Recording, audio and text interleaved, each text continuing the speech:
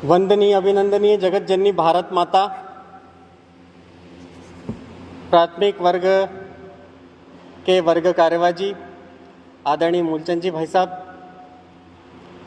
इस वर्ग के मुख्य शिक्षक जी, बौद्धिक शिक्षण प्रमुख जी, अन्य शिक्षक वृंद, आत्मीय स्वयंसेवक बंधुओं,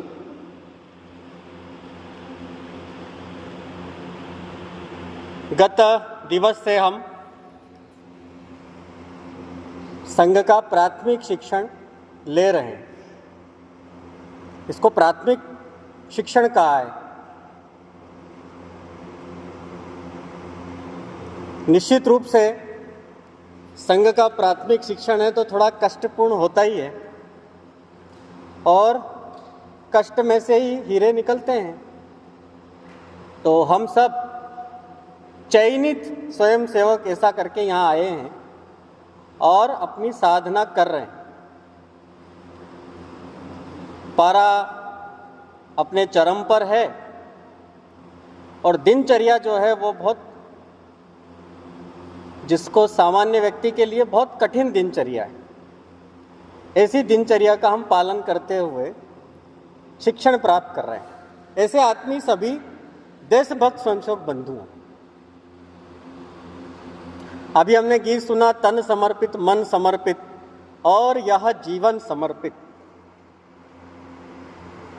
और अमृत वचन से भी हमको ध्यान में आ गया होगा कि आज के बौद्धिक सत्र का हमारा विषय क्या होगा।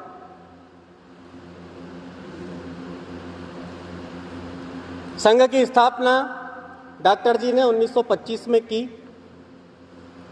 विजयादशमी के दिन हमने बौद्धिक सत्र में सुना। गत दिवस के सत्र में हमने सुना कि हमारे देश पर किस प्रकार की विघटनकारी शक्तियां दंश फैलाए बैठी हुई है, वो भी हमने समझने का प्रयास किया। कई संगठन, कई एनजीओस, कई बड़े बड़े देश वो नहीं चाहते कि भारत हमारा परम वैभव पर पहुंचे। ये कल के सत्र में हमने सुना। 1925 में संघ की स्थापना डॉक्टर जी ने की और संघ प्रारंभ हुआ। और जब संघ की शाखा लगती थी तो मैदान पर एक प्रतीक के रूप में हनुमान जी महाराज की तस्वीर लगती थी। हनुमान जी की तस्वीर होती थी। उनके सम्मुख शारीरिक के कार्यक्रम होते थे। 2-3 वर्ष बाद डॉक्टर जी ने अचानक स्वयंसेवकों को सूचना दी कि हम जो है कल गुरु पूजन करेंगे और सभी स्वयंसेवक अपने साथ में कुछ पुष्प और गुरु दक्षिणा लेकर के आए। कल हम गुरु पूजन करेंगे। तो सभी स्वयंसेवकों में चर्चा चली कि डॉक्टर जी ने अचानक ऐसा कहा है, तो हमारा गुरु कौन? तो सभी स्वयंसेवक ऐसा सोचने लगे, भिन्न भिन्न उनके विचार आपस में बात करने लगे कि भाई डॉक्टर जी ने संघ प्रारंभ किया है तो डॉक्टर जी हमारे गुरु। और वास्तव में डॉक्टर जी का उस समय का जीवन, व्यक्तित्व ऐसा था कि हर कोई स्वयंसेवक उनके चरण स्पर्श करना चाहता था। ऐसा उनका व्यक्तित्व था, लेकिन वो किसी को करने नहीं देते थे। अब स्वयंसेवकों को बड़ा अवसर मिला कि कल पूजन करने का हमको सौभाग्य मिलेगा डॉक्टर जी का। फिर कुछ स्वयंसेवक ऐसा सोचने लगे कि हमको ये जो अण्णा स्वामी दंड सिखाते हैं, शायद ये हमारे गुरु होंगे, इनका पूजन करने का हमको अवसर मिलेगा। कुछ स्वयंसेवकों ने सोचा कि महाराष्ट्र नागपुर के अंदर है, महाराष्ट्र के अंदर नागपुर है और छत्रपति शिवाजी महाराज वहाँ के हुए हैं, तो शायद शिवाजी हमारे गुरु होंगे। ऐसा भी स्वयंसेवकों ने विचार किया। ऐसे भिन्न भिन्न विचार करके स्वयंसेवक बड़े उत्साहित थे कि कल गुरु पूजन होने वाला है और कल हम गुरु का पूजन करेंगे। इसके पहले संघ स्थान पर हनुमान जी की तस्वीर लगाकर पूजन होती थी। यानी हनुमान जी महाराज से भी हमने प्रेरणा ली है। अभी वो दिन निश्चित हुआ, सभी स्वयंसेवक आए। इसके पूर्व डॉक्टर जी ने कुछ कार्यकर्ताओं के साथ में बैठ के चर्चा करी, क्योंकि हमारी कार्य पद्धति का एक अंग है सामूहिक निर्णय। हमेशा संघ कार्य पद्धति में कोई भी निर्णय व्यक्तिगत नहीं होता, सामूहिक ही होता है। सभी स्वयंसेवक मिलकर ही निर्णय करते हैं। इसलिए डॉक्टर जी ने कुछ महत्वपूर्ण कार्यकर्ताओं को बुला करके बातचीत की कि भाई हमारा गुरु कौन होना चाहिए, आप बताइए। वे सब स्वयंसेवकों ने भिन्न भिन्न विचार रखे। किसी ने शिवाजी का नाम बताया, किसी ने समर्थ गुरु रामदास का नाम बताया, किसी ने बोल दिया कि डॉक्टर साहब आपने ही संघ प्रारंभ किया है, आपने ही हमको सिखाया, आप ही हमारे गुरु। भिन्न भिन्न सारे विचार आए। अभी डॉक्टर जी ने सबकी बात सुन करके और दूसरे दिन जब स्वयंसेवक सारे आए, पुष्प लेकर के आए, गुरु दक्षिणा लेकर के आए, और डॉक्टर जी ने परम पवित्र भगवा ध्वज एक दंड में आरोहण करके स्वयंसेवकों के सम्मुख रखा और अपना जो है उन्होंने वक्तव्य प्रारंभ किया। तो डॉक्टर जी ने कहा कि राष्ट्रीय स्वयंसेवक संघ का गुरु परम पवित्र भगवा ध्वज होगा। अभी सब स्वयंसेवकों के मन में ख्याल था कि डॉक्टर जी हमारे गुरु होंगे, इनका हमको पूजन करना है। सभी असमंजस में थे, लेकिन डॉक्टर जी ने सारे असमंजसों को खत्म करते हुए और सबकी जिज्ञासाओं को समाप्त करते हुए परम पवित्र भगवा ध्वज को सबके सम्मुख रख करके कहा कि ये हमारा संघ का गुरु होगा। अभी सब सोचने लगे कि भाई गुरु तो कोई व्यक्ति होना चाहिए जो हमको प्रेरणा दे। सबके मन में ख्याल, और परम पवित्र भगवा ध्वज को ही क्यों गुरु माना, ऐसा भी कुछ सोचने लगे। ऐसे सारे प्रश्न का समाधान करते हुए डॉक्टर जी ने उस समय सभी स्वयंसेवकों को कहा कि भाई संघ का कोई गुरु व्यक्ति नहीं होगा, व्यक्तिनिष्ठ संघ में गुरु नहीं होगा, तत्वनिष्ठ गुरु होगा। भाई व्यक्ति क्यों नहीं होगा? उन्होंने बताया कि व्यक्ति जो है उसकी आयु निश्चित है, उसको मरना है, मरणशील है, पतनशील है।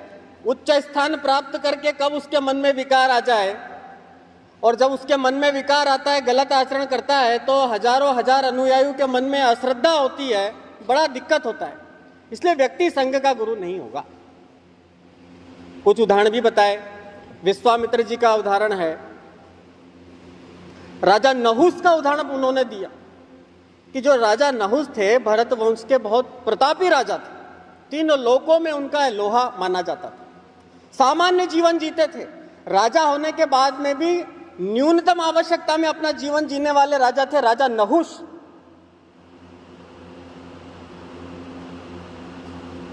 एक बार इंद्र ने निर्वासन के दिनों में, जब इंद्र का निर्वासन हुआ, तो सारे देवताओं ने कहा कि भाई इंद्र जब निर्वासित हो रहे हैं तो इस समय इंद्र का सिंहासन कौन संभालेगा। तो कोई भी देवों में ऐसा संपूर्ण गुण संपन्न व्यक्ति नहीं था। इसलिए उन्होंने विचार करके राजा नहुस के पास आए कि अभी इतने दिन आप जरा इंद्रासन संभाल लीजिए। आप यद्यपि मनुष्य है लेकिन फिर भी आपके अंदर सारे गुण हैं। ऐसे थे राजा नहुस। उन्होंने मना किया, लेकिन जब देवाज्ञा थी तो स्वीकार करके और वो गए, इंद्रासन पर बैठे, इंद्रासन संभाला, इंद्र के आसन पर विराजमान हुए, और विराजमान होने के बाद में कुछ दिन राज करते करते इंद्र की पत्नी इंद्राणी सची उसकी सुंदरता देखकर मोहित हो गए। बोले मैं तो आपसे विवाह करूंगा। इतना प्रतापी राजा, चक्रवर्ती सम्राट, इतना न्यूनतम आवश्यकता में जीवन जीने वाला, हर प्रकार से गुण संपन्न व्यक्ति जब इंद्र की गद्दी पर बैठने के बाद में वो विचलित हो गया। वो अलग बात है कि बाद में इंद्राणी ने उनको कुछ प्रश्न करके और कुछ ऋषियों के साथ में करके उनको फिर जो है भटकाया, फिर श्राप दिया बाद में। लेकिन राजा नहुस के मन में भी विकार आ सकते हैं। कोई भी व्यक्ति परिपूर्ण हो ही नहीं सकता।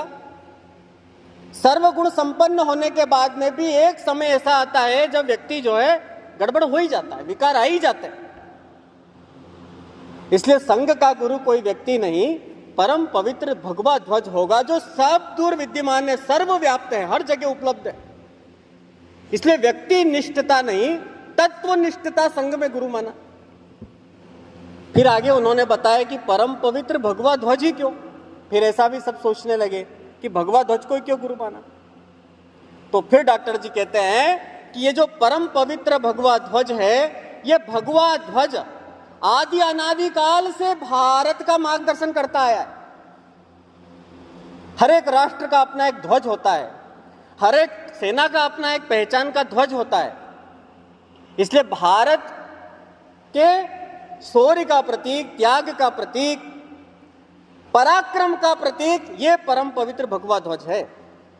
फिर भिन्न भिन्न उदाहरण दिए कि राजा दिलीप, मर्यादा पुरुषोत्तम श्री राम, जिनने धर्म का युद्ध लड़ा इसी परम पवित्र भगवा ध्वज के नीचे।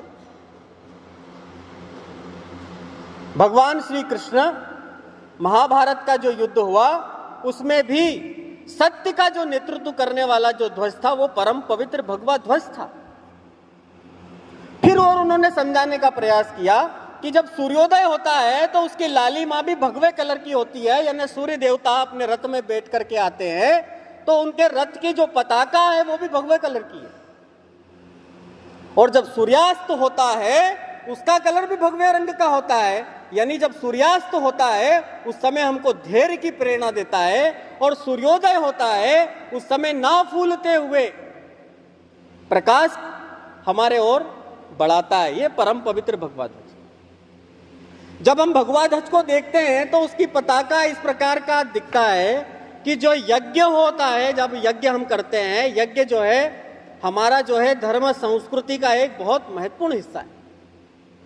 यज्ञ के द्वारा भिन्न भिन्न प्रकार की जो शक्तियां हैं, जो अवरोध है, विकार हैं, आसुरी शक्तियां हैं, उनको नष्ट करने के लिए यज्ञ किया जाता है। बड़े बड़े यज्ञ होते हैं, अश्वमेध यज्ञ होता था, उसमें जो है दुर्गुणों की आहुति दे करके, और जहां जहां यज्ञ की जो धुआं जाता था वहां वहां तक जो है एक ऊर्जा, एक प्रकाश मिलता था। उस यज्ञ की ज्वाला की भांति उस यज्ञ से निकलने वाली जो लौ है उसका कलर भी भगवे रंग का है। जब भारत को सैटेलाइट से जब देखा जाता है तो भारत का नक्शा भी इस भगवे रंग की भांति, जब हम टेढ़ा करते हैं तो भारत ऐसा ही दिखाई देगा। तो ज्ञान का प्रतीक है, शौर्य का प्रतीक है, त्याग का प्रतीक है। स्वामी विवेकानंद भगवा पहन करके विदेश में गए और भारत की संस्कृति का डंका बजाया। लोग उनको हंसते थे। भगवा पहन करके जब वो जहाज के अंदर यात्रा कर रहे थे तो विदेशी लोग उनका मजाक उड़ाते थे। लेकिन जैसे ही उन्होंने फर्राटेदार अंग्रेजी बोल करके उनके सारे उत्तरों को, उन सारे प्रश्नों का जवाब देते हैं, उनको निरुत्तर करते हैं, जब जाके उनको ध्यान में आता है कि ये भगवा वस्त्रधारी जो व्यक्ति होता है वो कितना त्यागी होता है। यानी हमारे भारत के अंदर किसी महापुरुष ने यज्ञ भगवा धारण कर लिया है, अर्थात वो यज्ञ के अंदर जो ज्वाला है उस ज्वाला के ओरे में है, अर्थात वो त्याग का प्रतीक है, उसने त्याग किया है।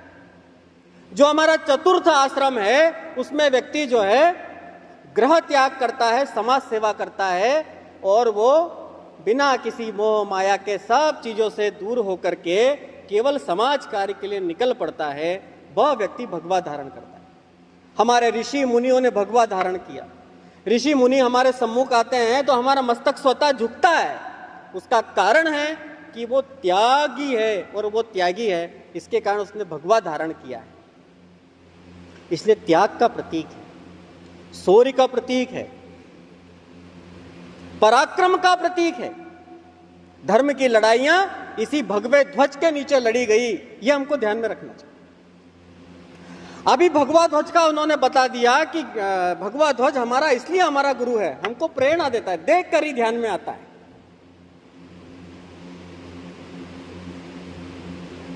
1928 में पहला गुरु पूजन हुआ। उसके बाद लोगों को ध्यान में आने लगा संघ का ध्वज, ये संघ का, संघ का ध्वज नहीं है। डॉक्टर जी ने बताया, स्पष्ट कहा कि भाई संघ की स्थापना 1925 में हुई, लेकिन परम पवित्र भगवा ध्वज तो आदि अनादि काल से हमारा मार्गदर्शन कर रहा है। ये हमारा गुरु है। कोई ना कोई गुरु होना चाहिए, ऐसा उन्होंने बताया। कोई भी ऐसा व्यक्ति नहीं है जो बिना गुरु के विकसित हुआ, बिना गुरु के उसने जो है अपना जीवन बनाया। ऐसा व्यक्ति कोई नहीं, ऐसा कोई महापुरुष नहीं है। हर एक महापुरुष, हर एक व्यक्ति का अपना एक गुरु होता है। यहां तक कि राक्षसों ने भी अपने गुरु बनाए। प्रभु श्री राम, उनके भी गुरु थे, विश्वामित्र, वशिष्ठ। उनको भी आश्रम में जाकर के शिक्षा दीक्षा लेनी पड़ी। परमात्मा, परम परमात्मा भगवान श्री कृष्ण, वो भी सांदीपनी आश्रम में जाकर के उन्होंने जो है शिक्षा अर्जित की। भाई भगवान को क्या आवश्यकता थी, लेकिन गुरु चाहिए। गुरु के बिना ज्ञान संभव नहीं है। चाहे छत्रपति शिवाजी महाराज हो, उनको प्रेरणा देने वाले समर्थ गुरु रामदास थे। स्वामी विवेकानंद को जगदम्बा का साक्षात कराने वाले रामकृष्ण परमहंस थे। चौथी फेल तंबाकू खाने वाले रामकृष्ण परमहंस कई गुरुओं को रिजेक्ट कर चुके थे स्वामी विवेकानंद। एक ही प्रश्न करते थे, देखा है? कोई उनको उत्तर नहीं दे पाया। उनके पिताजी से भी पूछा था उन्होंने प्रश्न, देखा है? तो उनके पिताजी ने कहा, तेरी आंखें बड़ी तेजस्वी है, समझ गए, इनको पता नहीं है। रामकृष्ण परमहंस के पास जाकर के पूछा, आपने देखा है? तो रामकृष्ण परमहंस ने कहा, हाँ देखा है भाई, और यदि मेरे बताए मार्ग पर चलोगे तो तुम भी देखोगे। और जैसे ही हाथ रखा, जगत जननी जगदम्बा का साक्षात्कार स्वामी विवेकानंद को हुआ था। उन्होंने भी गुरु बनाया। तुलसीदास ने अपना गुरु बनाया, कबीरदास ने अपना गुरु बनाया, हर एक महापुरुष ने अपना गुरु बनाया। चंद्रगुप्त मौर्य के भी गुरु हैं, चाणक्य। कोई भी व्यक्ति बिना गुरु के इस संसार में समुत्कर्ष प्राप्त नहीं कर सकता, ये डॉक्टर जी ने कहा। इसलिए संघ का भी गुरु होना चाहिए। और गुरु की महिमा हमारे पुराणों में बहुत, गुरुर ब्रह्मा, गुरुर विष्णु, गुरुर देवो महेश्वरा, तीनों देवता के सम्मुख गुरु को खड़ा किया है। इतना जो है समकक्ष है गुरु। गुरु गोविंद दोनों खड़े कांके लागू पाए, ये भी बताया है। भाई गुरु भी खड़े हैं, गोविंद भी खड़े हैं। भक्त कंफ्यूजन में है, सबसे पहले किसके पैर छूं। लेकिन बाद में ध्यान में आता है कि गोविंद बताने वाला गुरु है, इसलिए गुरु के पैर पहले छूना है। उसने भी गुरु को पहले महत्व दिया। कबीरदास जी ने तो यह कह दिया, भाई यह तन विष की बेलड़ी, गुरु अमृत की खान। ये जो शरीर है यह विष युक्त है और गुरु जो है अमृत की खान है। और शीश दियो गुरु मिले तो भी सौदा सस्ता जान। यदि सर कटाने सर भी गुरु मिलता है तो सौदा सस्ता है। गुरु की महिमा। इसलिए हमारे संघ पिता डॉक्टर हेडगेवार जी ने राष्ट्रीय स्वयंसेवक संघ के गुरु के रूप में परम पवित्र भगवा ध्वज को रखा। उन्होंने बताया कि भाई मनुष्य और पशु पक्षियों में कोई अंतर नहीं है, दोनों एक जैसे हैं। भूख उनको भी लगती है, वो भी खाते हैं। भूख मनुष्य को भी लगती है, हम भी खाते हैं। भय उनको भी लगता है, वो भी डरते हैं। भय हमको भी लगता है, हम भी डरते हैं। वो भी संतान उत्पत्ति करते हैं, हम भी संतान उत्पत्ति करते हैं। फिर अंतर क्या है? अंतर एक है। वो अंतर है मनुष्य के अंदर विवेक है, और उस विवेक के आधार पर वो मनुष्य बनता है। और यदि उसको जागृत करता है तो वो नर से नारायण भी बनता है। अब यह विवेक और मनुष्य और नर से नारायण बनाने की जो प्रक्रिया करने वाला व्यक्ति है, वास्तव में वो गुरु है, वो गुरु का काम है। अन्यथा कोई अंतर नहीं है। एक गांव में गुरु पूजन हुआ था। उन्होंने उदाहरण बताया था कि उस गांव में गुरु पूजन हुआ। 6 महीने साल भर से वहाँ शाखा लग रही थी, तो स्वयंसेवक बड़े उत्साहित थे। तो वहाँ पर एक स्वामी जी को बोल दिया कि कल संघ का गुरु पूजन है और आपको आना है। तो स्वामी जी रहते थे, पंडित जी थे, गांव में एक ही पंडित जी थे। तो उन्होंने बड़े उत्साह से गए वो, और जाकर के बैठे। एक अपने अधिकारी भी गए थे वहाँ वक्ता के रूप में, फिर उनका परिचय हुआ, फिर उन्होंने ध्वज पूजन करवाया, ध्वज का पूजन हुआ, गुरु का पूजन हुआ। स्वामी जी सोचे मुझे बुलाया, मेरी तो पूजा ही नहीं कर रही है। कभी वो वक्ता की ओर देखते थे, कभी वो बुलाने वाले मुख्य शिक्षक कारवा की ओर देखते थे। स्वामी जी को समझ में नहीं आ रहा था। अर्थात संघ का जो उद्देश्य है, संघ का जो पद्धति है, वो हर किसी के समझ में नहीं आती। व्यक्ति हमारा गुरु हो ही नहीं सकता। हमारा तत्व गुरु है, हमारा परम पवित्र भगवा ध्वज गुरु है। और यद्यपि बाद में हमारे मन में ऐसा भाव आता है कि तत्व के लिए कोई एक व्यक्ति चाहिए जिसको देखकर हम प्रेरणा लें, तो उसको देखने के लिए हमारे पास परम पूजनीय डॉक्टर जी साक्षात थे।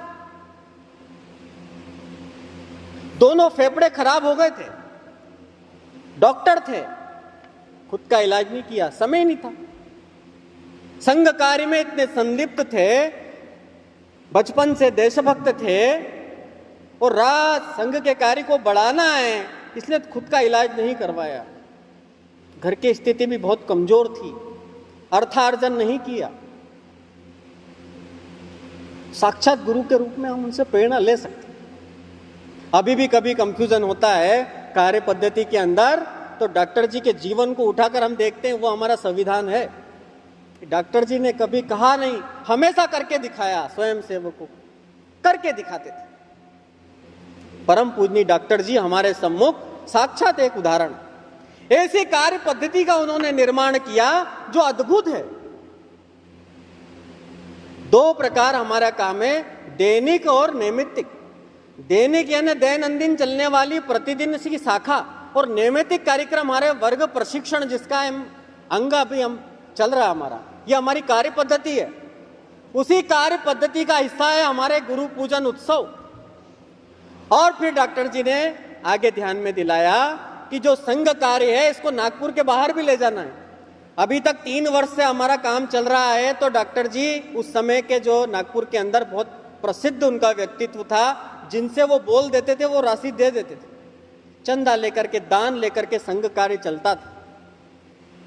चूंकि संघ को नागपुर के बाहर भी ले जाना है, पूरे देश के अंदर इसको फैलाना है, इसलिए अर्थ की भी आवश्यकता है। बिना अर्थ के कोई संस्था कैसे चलेगी? तो बहुत सारे संशोधकों ने सुझाव दिए कि हम उद्योगपतियों से लेंगे, लेकिन लेने के प्रति जो है व्यक्ति को मन में थोड़ा अपेक्षा होता है। मैंने इतना पैसा दान दिया है, उसके प्रति मन में भाव थोड़ा स्वार्थ का होता है।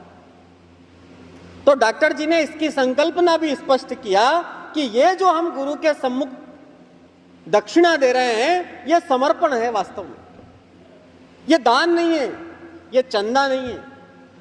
सामान्यतः लोग दान देते हैं, चंदा देते हैं, तो वो चाहते हैं माइक से उनका नाम ले, घोषणा हो फलाना सिंह ने इतना पैसा दान किया है।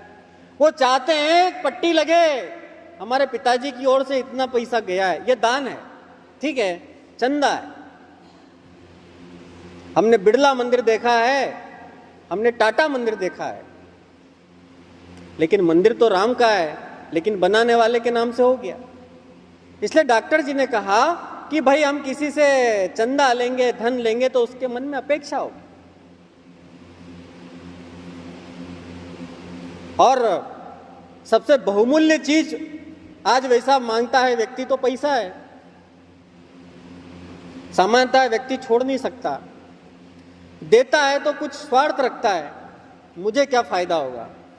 तो डॉक्टर जी ने कहा कि गुरु के सम्मुख हम समर्पण करेंगे, और समर्पण में हमारे शास्त्रों में कहा गया है कि समर्पण कैसा, एक हाथ से व्यक्ति समर्पण करेगा तो दूसरे हाथ को पता नहीं चलना चाहिए। हमारे यहाँ समर्पण हम करते हैं तो लिफाफे में रखते हैं, उसको कहते हैं समर्पण। 1 रुपया भी किया है तो समर्पण, लाखों रुपया भी किया है तो समर्पण। धन का समर्पण, तन का समर्पण और मन का समर्पण। अभी मन से हर स्वयंसेवक समर्पण का, भाई मैं मन से समर्पित हूं। तन का समर्पण करने के लिए यहां से जाने के बाद प्रतिदिन हमको 1 घंटे की शाखा जाना है, एक शाखा लगाना है, तन का समर्पण। धीरे धीरे शाखा में आते आते व्यक्ति अपना जीवन दे देता है, उसका समर्पण बढ़ता जाता है, भाव बढ़ता जाता है। लेकिन तीसरा भी समर्पण है, समय का समर्पण। उसको बोलते हैं टाइम इज मनी। बहुत बहुमूल्य यदि कोई चीज है तो वो समय है। इसलिए राष्ट्र और समाज कार्य के लिए जो व्यक्ति समय का समर्पण करता है, वास्तव में वो एक समर्पण। तो तन का समर्पण, मन का समर्पण, धन का समर्पण और समय का समर्पण, ये जो समर्पण से जो राशि आने वाली है, डॉक्टर जी ने प्रश्न किया कि बताओ आपकी बेटी का विवाह है तो क्या तुम चंदा मांग के करोगे? बोले नहीं, मेरी बेटी का विवाह है तो मैं करूंगा। एक स्वयंसेवक खड़ा होकर कहता है। तो बोले आपकी बेटी का विवाह आप करोगे, वैसे ही ये संघ कार्य मेरा कार्य है, इस संघ कार्य को चलाने की जिम्मेवारी मेरी है, स्वयंसेवक की। जो स्वयंसेवक नहीं है ना, उसको हम समर्पण में नहीं बुलाते हैं। समर्पण गुरु पूजन, गुरु के सम्मुख समर्पण स्वयंसेवक ही करता है, अंतःकरण से वो समर्पण करता है। उस समर्पण के द्वारा आने वाली जो राशि होती है, वो समर्पण की राशि वर्ष में एक बार संघ के कार्यालयों में जमा होती है। उसके द्वारा न्यूनतम आवश्यकताएं, हमारे प्रचारक और व्यवस्थाएं, वो सब चलती है। साल भर कोई राशि संघ नहीं मांगता। ये समर्पण का। तो कैसा समर्पण? उन्होंने बताया कि छत्रपति शिवाजी महाराज जो थे, हिंदू पातशाही की उन्होंने स्थापना की, राजा बन गए थे। तो एक बार जो है उनके भवन में जो है समर्थ गुरु रामदास आते हैं, भिक्षांदेही परीक्षा लेने के लिए। छत्रपति शिवाजी महाराज एक चिट्ठी लिख करके और सारा राजपाट सब उनकी झोली में डाल देते। बोले सब आपका है, मेरा कुछ नहीं है। समर्पित कर दिया। समर्थ गुरु रामदास कहते हैं अरे भाई, मैं तो सन्यासी हूं, मुझे राजपाट की आवश्यकता नहीं है, ये तुम्हारा काम है, तुम चलाओ। बोले नहीं, अब तो मैंने दान दे दिया, ले नहीं सकता, मैंने समर्पित कर दिया। कैसा समर्पण? स्वयं के द्वारा बनाया गया राज, स्वयं के पराक्रम से खड़ा किया गया साम्राज्य समर्पित करना, क्षण मात्र में समर्पित करना, यह समर्पण है। आप कोई चीज एक खड़ी करो और आपका भाई और पिता मांग लेना तो आप विचार करने लगते हो देना कि नहीं देना है। लेकिन स्वयं के पराक्रम से खड़ा किया हुआ साम्राज्य समर्थ गुरु रामदास ने झोली में रख दिया। यह समर्पण। भामाशाह का समर्पण, राणा प्रताप को आवश्यकता लगी तो पूरा धन दे दिया, धन ही नहीं दिया तो साथ में लड़े भी सही। कैसा समर्पण? एकलव्य का समर्पण हमने कई बार उदाहरण सुना है। आरुणि का समर्पण हमने कई बार उदाहरण सुना है। जब दो साहिबजादे भगत सिंह, दो साहिबजादे फतेह सिंह और जोरावर सिंह, दोनों के सर कलम कर दिए थे सर हिंद के नवाब ने। माता गुजरी जो है वो बुर्ज में, ठंडे बुर्ज में उसने प्राण त्याग दिए थे।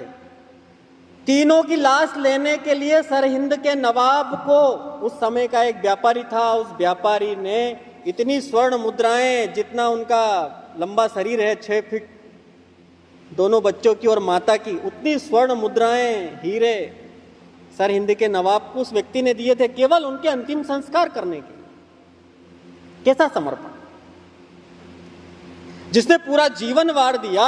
गुरु गोविंद सिंह जी ने पिताजी को भी समर्पित कर दिया, बेटों को भी समर्पित कर दिया, इसलिए उनको सर्वंशदानी की उपाधि मिली है इतिहास के अंदर।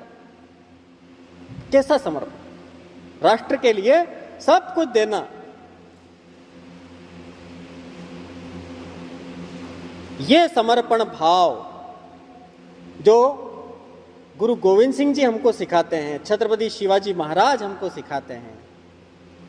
पन्नाधाय का उदाहरण हमको ध्यान में आता है। मुझे लगता है इतिहास के अंदर इतना अद्वितीय उदाहरण समर्पण का मिल नहीं सकता।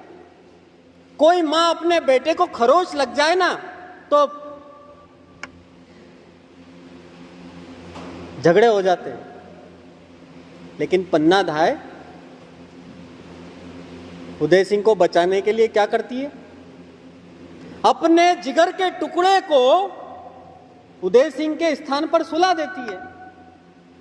और दुराचारी आक्रांता आते हैं, अपनी आंखों के सामने चंदन को जो है वो तलवार से काट देते हैं उसके बेटे। आंख से आंसू तक नहीं आता है पन्ना धाय को। यह समर्पण राष्ट्र के लिए, इस प्रकार का समर्पण हमारे इतिहास में हमको प्रेरणा देता है।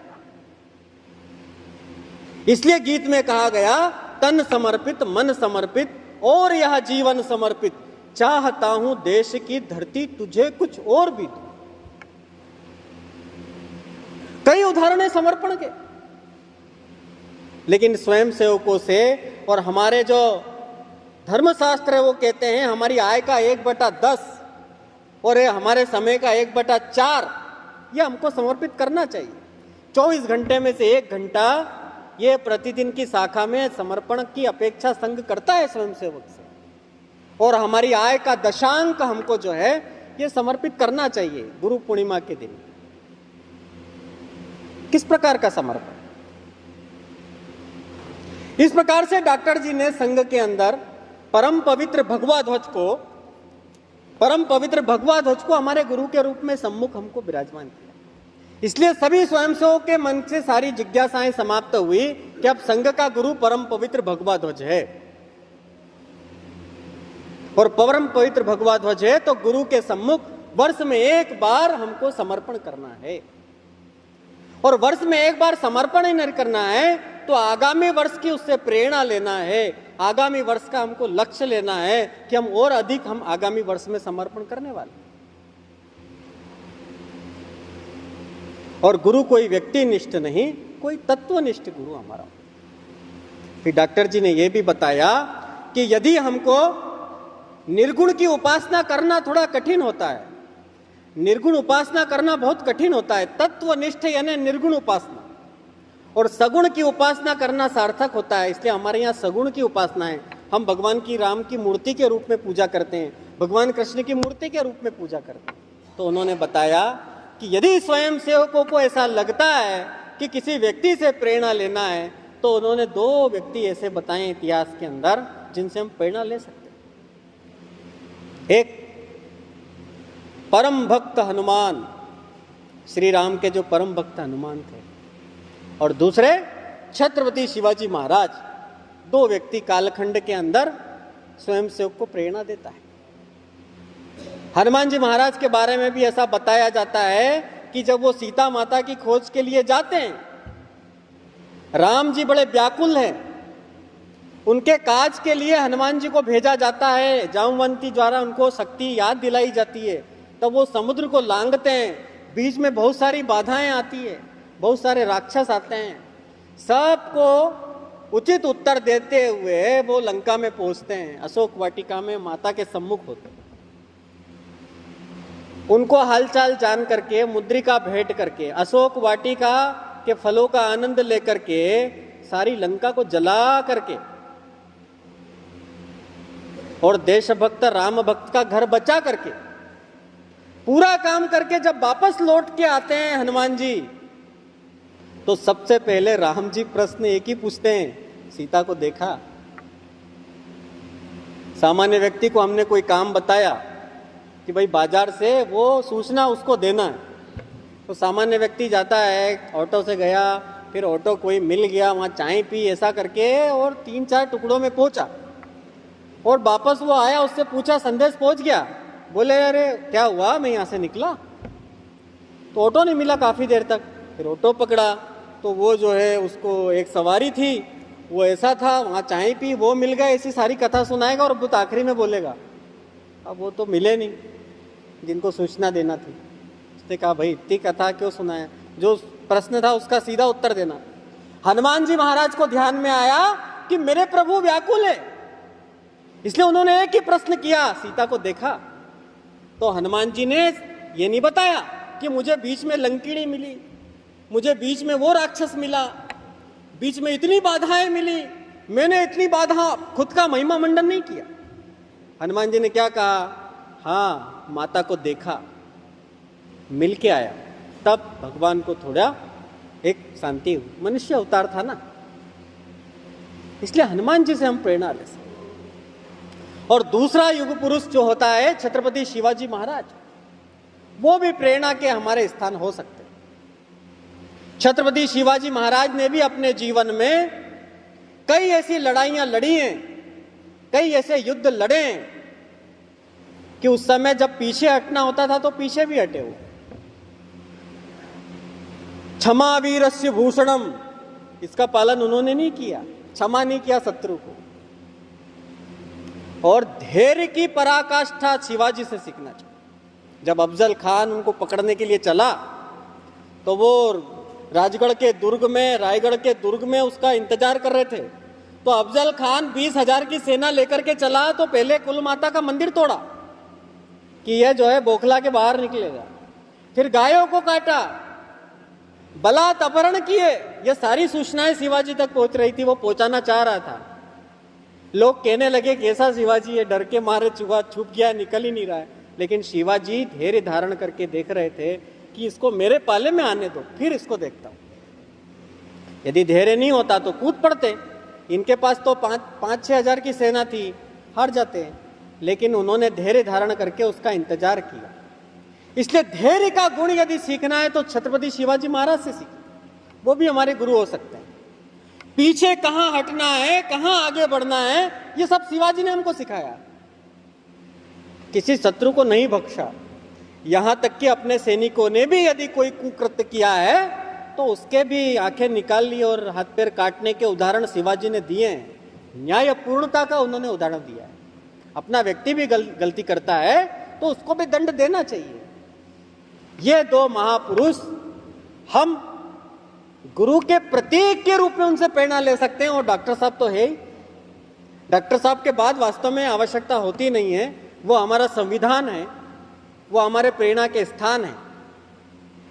और परम पवित्र भगवा ध्वज जहां लगा होता है, स्वयं सेवक उसकी प्रेरणा में प्रतिदिन संस्कार ग्रहण करता है, प्रतिदिन प्रार्थना करता है। तेरे ही कार्य के लिए हमने कमर कसी है। कल प्रार्थना के विषय में आपको ध्यान में आएगा। त्वदीयाय कार्याय बद्धा कटियम, तेरे ही कार्य के लिए हमने कमर कसी है। यद्यपि यह मार्ग कांटों से भरा है, संघ का कार्य सरल कार्य नहीं है। संघ का कार्य सामान्य व्यक्तियों के लिए करने का नहीं है। संघ का कार्य करने के लिए बहुत पुरुषार्थ चाहिए भाई। हम सब लोग यहां बैठे हैं अर्थात हम पुरुषार्थी हैं। हर कोई व्यक्ति राष्ट्र और समाज के लिए इतना समय नहीं दे सकता। इसलिए संघ का कार्य करना एक बहुत बड़े पुरुषय का परिचय होता है। यद्यपि यह मार्ग कांटों से भरा है, लेकिन इसके अलावा कोई शॉर्टकट नहीं है। राष्ट्र को परम वैभव पर पहुंचाने के लिए यही मार्ग लघुत्तम है। यदि हमने शॉर्टकट जाने का प्रयास किया, गड़बड़ होगा। क्योंकि अनुशासन युक्त, देशभक्त, राष्ट्रभक्ति से ओतप्रोत नागरिक खड़ा करने का काम केवल राष्ट्रीय स्वयंसेवक संघ ही करता है देश के अंदर, और कोई नहीं करता है। यहां व्यक्ति निर्माण की फैक्ट्री है। यहां व्यक्ति का निर्माण होता है और वो भिन्न भिन्न समाज जीवन के क्षेत्रों में जाकर के और अपने चरित्र से, अपने कौशल से, अपने पुरुषार्थ से उस क्षेत्र को ऊंचाइयों पर पहुंचाता है, कीर्तिमान स्थापित करता है और एक आदर्श रूप में दिखता है कि वास्तव में जीवन ऐसा होता है, त्याग ऐसा होता है। हमारा स्वयंसेवक जिस मोहल्ले में रहता है उसका जीवन त्यागपूर्ण होता है। उसको पेपर में नाम की अपेक्षा नहीं होती, उसको श्रेय की अपेक्षा नहीं होती है। वो अहर्निश बिना श्रेय के काम करता है, निश्रेयस कार्य करता है स्वयं सेवक। इसलिए हमको प्रेरणा का जो केंद्र है वो हमारा परम पवित्र भगवा ध्वज है। समर्पण भाव से स्वयं सेवक प्रतिदिन इस भगवा ध्वज के तले साधना करता है, संस्कार ग्रहण करता है। और संस्कार ग्रहण करते करते करते करते उसके अंदर कब एक बहुत शक्तिशाली, साहसी, दिव्य और कई गुणों से ओतप्रोत व्यक्तित्व खड़ा हो जाता है, उसको ध्यान में नहीं आता है। ये बाहरी समाज वालों को उसको ध्यान में लगता है। हमने देखा है ना, कई बार हमारा स्वयंसेवक शाखा लगाते लगाते लगाते लगाते उसके अंदर इतने अच्छे गुण आ जाते हैं कि बाकी के लोग सोचते हैं कि यार इसको बढ़िया है, इधर चुनाव में जरा इसको पार्षद बनवा दो, बहुत अच्छा व्यक्ति। उसको पूछने जाते हैं तो वो कहता है यार मैं और ऐसा उसको नहीं रहता है, लेकिन दूसरे लोगों को लगता है कि भाई आपके अंदर बहुत सारे गुण विद्यमान हैं, लेकिन ऐसा तुच्छ कार्य स्वयंसेवक नहीं करता है। कई गुणों से ओतप्रोत वो होता है, उसका कारण है वो परम पवित्र भगवा ध्वज से प्रेरणा लेता है और परम पवित्र भगवा ध्वज के सम्मुख समर्पण करता है, तन का समर्पण करता है, धन का समर्पण करता है, मन का समर्पण करता है और समय का समर्पण करता है। यहां से बहुत सारे स्वयंसेवक ऐसे होंगे कि उनसे हम आह्वान किया जाएगा, उनको बोला जाएगा कि भाई अपने जीवन के 1 वर्ष 2 वर्ष संघ कार्य के लिए दे सकते हैं क्या। कई हमारे प्रचारक ऐसे हैं जो अपने मां के एक ही पुत्र है लेकिन राष्ट्र कार्य के लिए निकले हुए हैं। 5 लाख से अधिक मिशनरी नन्स भारत के अंदर काम करती है। ट्राइबल के क्षेत्र में, आदिवासी क्षेत्र में जा करके सेवा के नाम पर धर्म परिवर्तन करती है। ईसाई प्रचारक 5 लाख। अभी हमारे प्रचारक कितने होंगे? 1% भी नहीं है। इतना न्यूनतम आंकड़ा है हमारे प्रचारकों का। या हमारे स्वयंसेवक देश भर के अंदर 1 करोड़ होंगे। कितने गांवों तक संघ का कार्य है? हर एक गांव तक संघ का कार्य पहुंचाना, हर एक व्यक्ति को स्वयंसेवक बनाना, हर एक व्यक्ति को संस्कार युक्त बनाना है। इसलिए हमारा समय का समर्पण बढ़ाना पड़ेगा। हम यदि 1 घंटा संघ के लिए निकालते हैं तो हमको 2 घंटा देना पड़ेगा। यहां युवा बैठे हैं, यदि अपने जीवन को धन्य बनाना चाहते हैं तो अपना जीवन संघ कार्य के लिए दे सकते हैं। अपने जीवन को सर्वोत्कर्ष और समुत्कर्ष और मोक्ष प्राप्ति की ओर यदि बढ़ना कोई व्यक्ति चाहता है तो वो संघ के लिए अपना जीवन समर्पित कर सकता है। 6 महीने, साल भर, 2 साल का समय वो दे सकता है। ये भी एक समर्पण है। इसलिए हर एक स्वयंसेवक को समर्पण की अपेक्षा है। हर एक स्वयंसेवक अपना समर्पण बढ़ाता है। और ये बात ध्यान रहे कि समर्पण अर्थात बचा हुआ धन नहीं देना है। समर्पण अर्थात हमारे खर्चे में से कटौती करके, जैसे हम भगवान को भोग लगाते हैं, घर में जो भोजन बनता है सबसे पहले भगवान को भोग लगाया जाता है, तो सबसे पहले भोग लगता है, बाद में बचे हुए का भोग नहीं लगता है। इसलिए हमारा जो धन है, हमारा जो है, उसका खर्चे में से कटौती करके, कष्ट को समझ करके वो राशि स्वयंसेवक गुरु के सम्मुख समर्पित करता है। कई हमारे स्वयंसेवक ऐसे होते हैं जो गुल्लक रखते हैं। कई हमारे डॉक्टर स्वयंसेवक ऐसे हैं जो पहले पेशेंट का जो आय होती है वो उस गुल्लक में रखते हैं और गुरु पूर्णिमा के दिन उसको फोड़ करके जो है समर्पण करते हैं। ये समर्पण।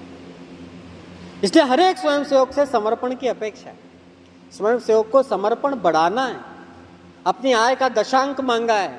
जितना हम स्वयंसेवक समर्पण बढ़ाते हैं, ये समर्पण हमको होना चाहिए। तो समर्पण कैसा, तो मैंने आपके सामने कुछ उदाहरण रखने का प्रयास किया। गुरु कौन? तो परम पवित्र भगवा ध्वज। गुरु क्यों? तो ये हमारे पराक्रम का, हमारे राष्ट्र का, हमारा ऊर्जा का, हमारी प्रेरणा का केंद्र हमारा परम पवित्र भगवा ध्वज है। इसलिए हमारा गुरु परम पवित्र भगवा ध्वज है। गुरु के सम्मुख हम समर्पण करते हैं और समर्पण हमको बढ़ाना है। आज के इस बौद्धिक सत्र में इतना मुझे निवेदन करना था और आप सबसे समर्पण हम अब बढ़ाएंगे, ऐसी अपेक्षा के साथ में अपनी बात समाप्त करता हूं। भारत माता की जय।